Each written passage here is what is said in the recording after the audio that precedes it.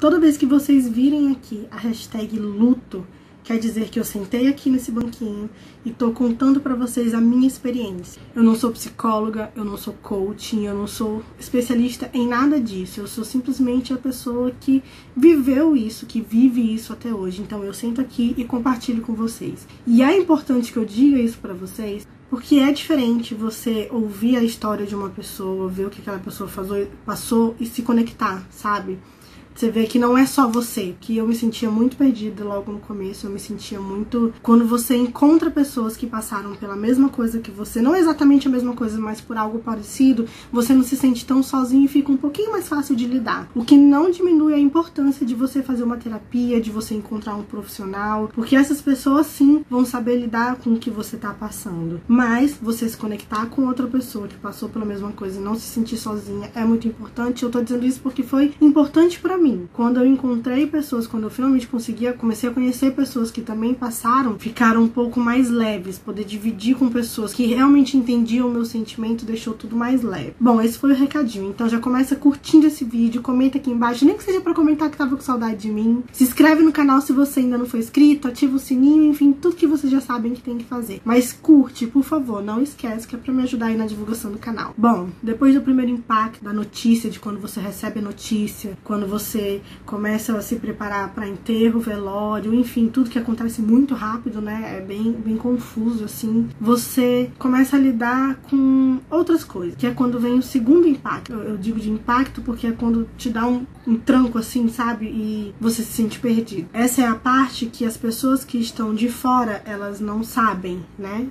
É aquela parte que eu costumo dizer que só sabe quem vive. Sabe quando, sei lá, um amigo morre e você vai lá no velório, no enterro, né? Acompanha aquela parte da história e depois você vai para sua casa. Você não sabe o que acontece depois. Mas para quem vive isso, quando essa pessoa que tá vivendo isso chega em casa, essa pessoa se depara com muitas e muitas questões, simplesmente não sabe responder. Como que eu vou continuar? Como que eu vou seguir agora? Que até ontem, né? Eu tinha planos, eu tinha compromissos, tinha uma rotina, tinha muito. E hoje eu já não tenho mais. Como que eu vou fazer agora? O que eu vou fazer agora? E isso é inevitável. Eu me sentia muito perdida. Eu carreguei esse sentimento de me sentir perdida por muito tempo. Na verdade, eu carrego até hoje. A diferença é que antes esse sentimento ele vinha atrelado à inércia. Muitas coisas aconteceram, muitas coisas foram ditas. E essas coisas literalmente me fizeram estacionar. Eu continuei existindo, mas eu simplesmente parei de viver. Hoje, quando eu olho pra essa fase, eu percebo, né, hoje com tudo que eu já passei, eu vejo que, na verdade, eu me prendi ali, pela forma que eu via as coisas, pela forma que eu lidava com as coisas.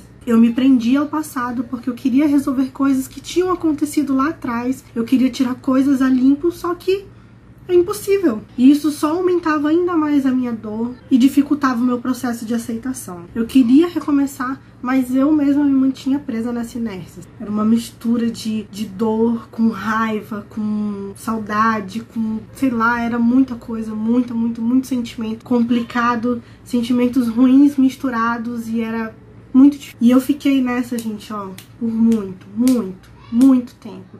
Talvez vocês olhem e pensem, ah, ela tá viúva só há dois anos e alguns meses. Mas pra quem vive isso, é muito tempo.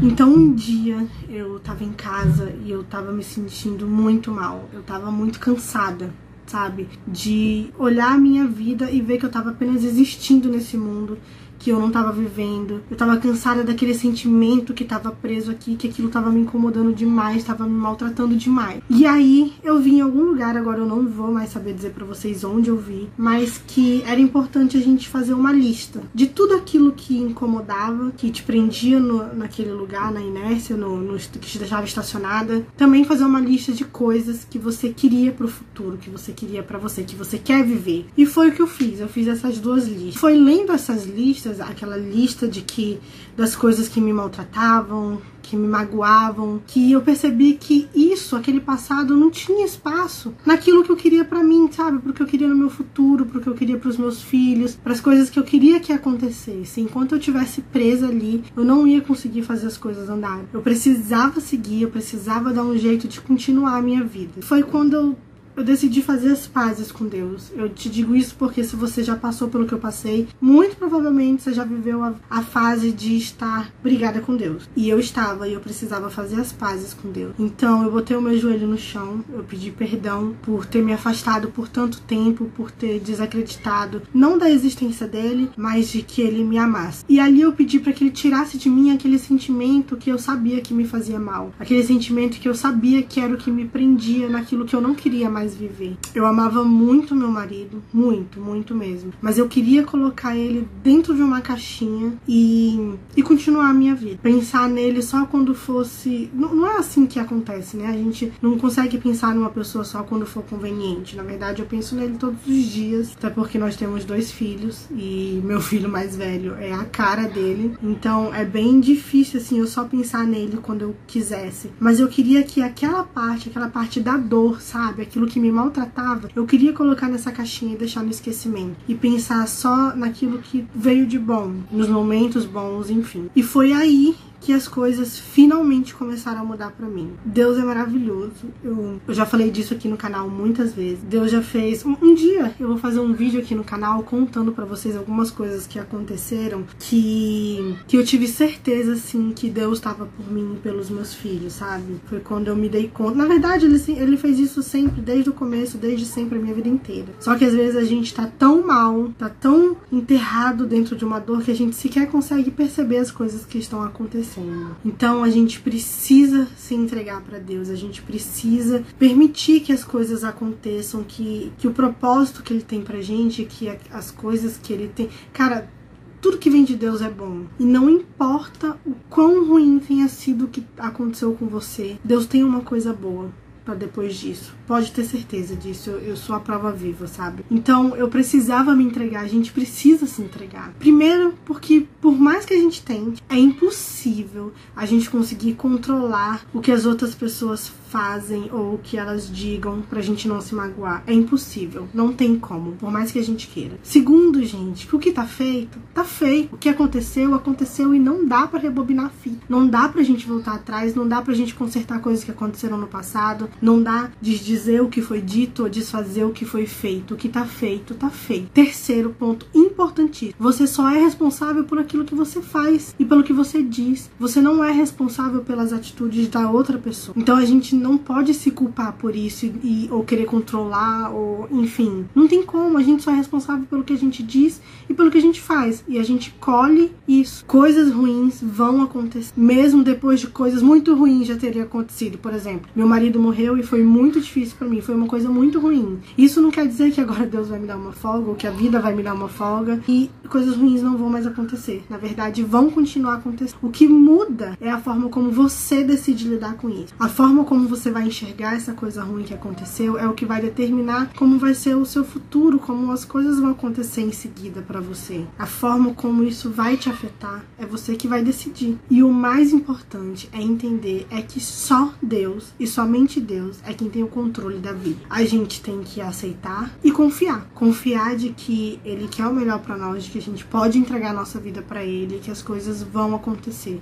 Gente, tudo tá envolvido numa luta, sabe? As coisas não caem do céu. Por mais que a gente confie e acredite em Deus, não dá pra gente, eu confio, eu acredito, então eu vou sentar aqui e vou deixar as coisas acontecerem. Não é assim. Você tem que confiar em Deus e acreditar que Ele quer o melhor pra você e deixar Ele fazer as coisas por você. Mas todos os dias passos devem ser dados. Bom, isso é uma coisa muito complexa que talvez eu faça em outro vídeo pra falar sobre isso, sobre Deus mesmo. Eu tenho muita vontade de fazer um vídeo aqui e falar mesmo sobre Deus, sabe? Dizer essas coisas que meio que estão presas, assim. Eu tenho muita vontade, mas isso vai ser assunto pra outro vídeo. Todas as vezes que eu quis tomar o controle da minha vida, decidir sozinha, eu não tô falando de... Quando eu digo decidir sozinha, não é dividir com outras pessoas. Eu tô falando de não confiar em Deus, de não esperar o tempo certo para as coisas acontecerem. Todas as vezes que eu decidi tomar o controle sozinha, eu me lasquei. Coisas ruins aconteceram, as coisas deram errado, enfim. Às vezes a gente quer tanto que a vida ande, que as coisas aconteçam, quer logo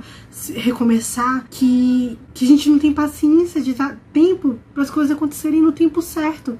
Ai, prendi o cabelo, gente, tava morrendo de calor. Quando eu finalmente consegui aceitar que o passado é passado, quando eu finalmente consegui aceitar as coisas que aconteceram, é que a minha vida começou a se mexer, que ela começou a andar e ela tá andando até hoje. Muita coisa tá acontecendo, muita coisa boa, graças a Deus. Alguns tropeços acontecem, isso é inevitável, mas os erros, né, que eu digo que são os tropeços, eles são, além de inevitáveis, eles são essenciais para que a gente amadureça, para que a gente comece a andar na linha e ver as coisas de formas diferentes, sabe? É preciso, gente, entender que a coisa certa não vai acontecer no momento errado. É preciso confiar em Deus, dar passos diários e fazer a nossa parte. Antes eu olhava tanto, mas tanto, só para as partes ruins que aconteciam na minha vida, que eu simplesmente não conseguia enxergar as coisas boas. Eu tomei uma decisão, depois de fazer aquela lista das coisas que me incomodavam e das coisas que eu queria pra mim, que a partir daquele momento, a partir daquele dia, eu não só ia entregar a minha vida pra Deus, pra deixar Deus agir, como eu ia sempre, não importa a situação,